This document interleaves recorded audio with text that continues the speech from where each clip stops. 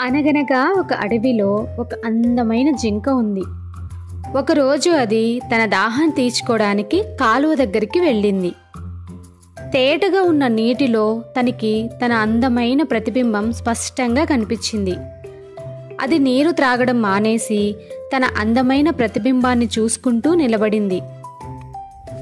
అప్పుడు ఆ జింక, ఆహా, ఎంత అందంగా ఉన్నాను!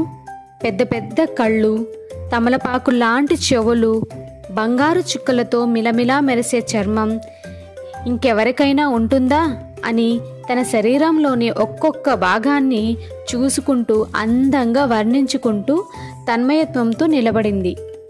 ఇంతలో తన దృష్టి కాళ్లపై పడింది. వెంటనే దాని మొహం దిగులుగా మారిపోయింది. నా కాళ్ళేంటి ఇలా ఉన్నాయి? సన్నగా, పీలగా, ఇంత అందమైన శరీరాన్నిచ్చిన దేవుడు ఇలాంటి కాళ్ళనెందుకిచ్చాడు అని ఎంతో దిగులు పడింది జింక.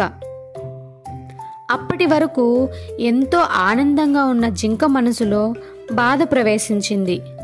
ఈ చిన్న లోపం లేకుండా ఉంటే ఎంత బాగున్నో కదా అని జింక మనసులో చాలా మదనపడింది. ఇంతలో ఏదో ప్రమాదం రాబోతున్నట్లు జింక పసిగట్టింది.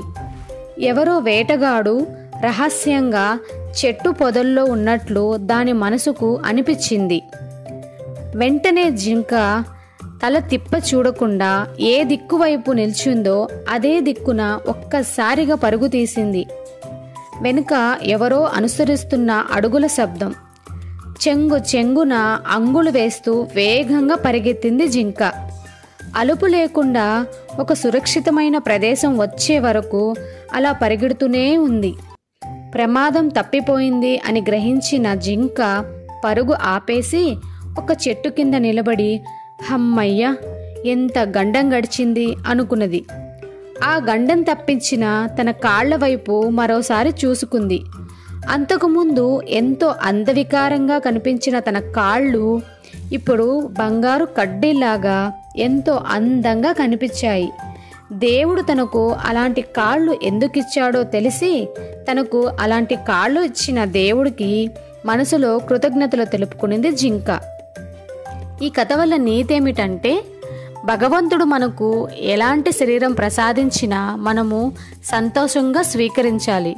ఎందుకంటే దాని వెనుక మనకు ఎంతో కొంత మంచి ఉంటుందని మనము గ్రహించుకోవాలి.